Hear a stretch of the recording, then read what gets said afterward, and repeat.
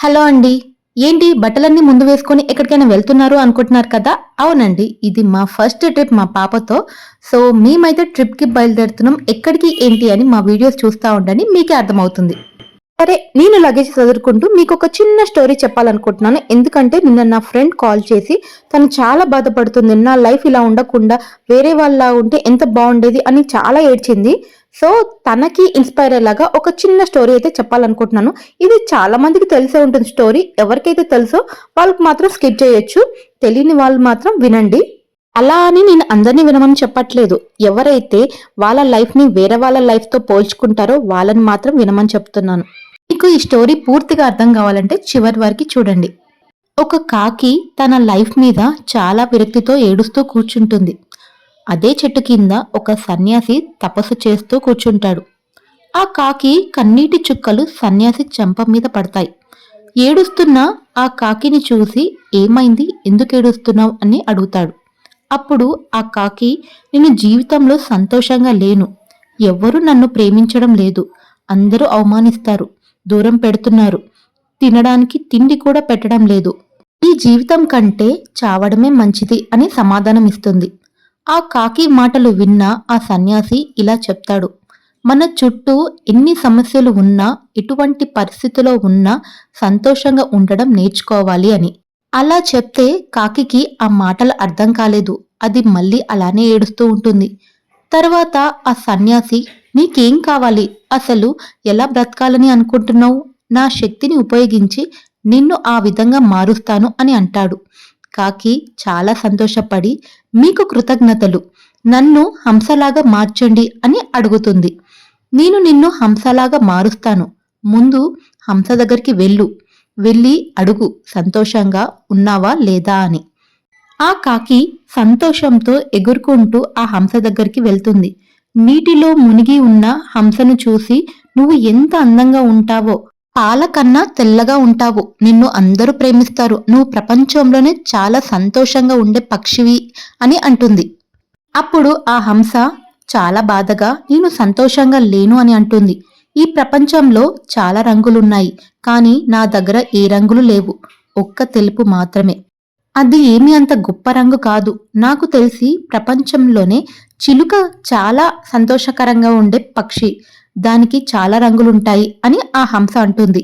ఆ మాటలు విన్న కాకి అక్కడి నుంచి ఎగురుకుంటూ చిలుకను కలుస్తుంది. నువ్వు ప్రపంచంలోనే చాలా సంతోషంగా ఉండే పక్షివి అని అంటుంది. అప్పుడు ఆ చిలుక బాధతో, నేను సంతోషంగా లేను. ఈ మనుషులు నన్ను పంజరంలో బంధిస్తారు.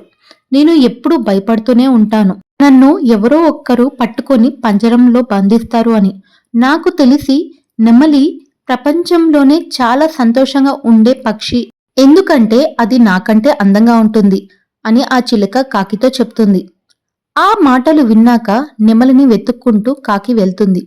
చివరికి ఒక జూలో పంజరంలో చూస్తుంది. చాలామంది మనుషులు దాని చుట్టూ నిలబడి దాన్ని చూస్తూ ఉంటారు. ఆ మనుషులు వెళ్ళాక ఆ కాకి నెమలి దగ్గరికి వెళ్తుంది. నువ్వు చూడ్డానికి చాలా అందంగా ఉన్నావు. నిన్ను చూడ్డానికి వందల మంది వస్తారు. అదే నన్ను చూడు, చూసిన వెంటనే దూరంగా వెళ్తారు. నువ్వే ఈ భూమి మీద చాలా సంతోషంగా ఉండే పక్షివి అని అంటుంది. అది విన్న ఆ నెమలి బాధపడుతూ, నేను కూడా అనుకున్నా చాలా అందంగా ఇంకా సంతోషకరమైన పక్షిని అని. కాకపోతే ఈ అందం వల్ల ఈ జూలో ఉన్నా. ఈ మనుషులు నా అందమైన నెమలి పించాలు తీసుకొని అలంకరించే వస్తువులు చేసుకుంటారు. అది నన్ను చాలా బాధ పెడుతుంది. ఆ నెమలి ఊపిరి తీసుకొని శ్వాస వదులుతూ బాధతో, నేను సంతోషంగా లేను అని చెప్తుంది. ఆ కాకి ఆశ్చర్యంతో అడుగుతుంది, మరి ఈ ప్రపంచంలో సంతోషంగా ఉండే పక్షి ఎవరు అని. నెమలి ఆలోచించి, నువ్వే అని అంటుంది. ఒక్క కాకి మాత్రమే పంజరంలో ఉండని ఏకైక పక్షి. ఈ మనుషులు నిన్ను పట్టుకోవడానికి అస్సలు ప్రయత్నించరు, మరియు పంజరంలో బంధించరు. నేను కూడా చాలా రోజుల నుంచి అనుకుంటున్నా, నేను కాకి అయి ఉంటే బాగుండు అని, సంతోషంగా స్వేచ్ఛగా ఎక్కడైనా తిరిగేదాన్ని అని ఆ నెమలి కాకితో అంటుంది. అప్పుడు ఆ కాకికి తనలో ఉన్న బాధంతా పోయి సంతోషంగా ఎగురుకుంటూ సన్యాసి దగ్గరికి వెళ్తుంది. ఆ సన్యాసితో ఇలా చెప్తుంది, నాకు ఎవరిలాగా మారాలని లేదు. నా జీవితాంతం కాకిలా ఉండడానికి ఇష్టపడుతున్నానని చెప్పి సంతోషంగా అక్కడి నుంచి వెళ్ళిపోతుంది. ఈ స్టోరీ ద్వారా మనకి అర్థమైంది ఏంటి? మన లైఫ్‌ని ఒకరితో పోల్చుకుంటే ఎప్పుడూ సంతోషంగా ఉండలేం. కొందరు మనకన్నా ఎక్కువ ఉండొచ్చు, కొందరు మనకన్నా తక్కువ ఉండొచ్చు. కానీ మనకి ఉన్న దాంట్లో మనం సంతోషంగా ఉంటే జీవితాంతం సంతోషంగా ఉంటాం. కానీ ఒకరితో పోల్చుకుంటే ఎప్పుడూ సంతోషంగా ఉండలేం. సో, ఇది నా ఫ్రెండ్‌కి అర్థమయ్యేలాగా ఈ చిన్న స్టోరీ అయితే చెప్పాను. మీకెలా అనిపించింది? ఇంకా ఈ స్టోరీ చెప్పే లోపల ఆల్మోస్ట్ మా లగేజ్ కూడా ప్యాకింగ్ అయిపోయింది. సో, ఇక్కడ మా పాప బొమ్మలైతే చూసారు కదా! ఆ బొమ్మలు చూస్తుంటే మేము ఎక్కడికెళ్తున్నామో మీకు ఈ పాటికి అర్థమయ్యి ఉంటుంది.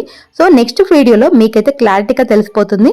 సో, మా వీడియో మీకు నచ్చినట్టయితే ప్లీజ్ లైక్ చేయండి. ఫర్దర్‌లో మా వీడియోస్ చూడాలంటే సబ్స్క్రైబ్ చేయండి, షేర్ చేయండి. Thank you.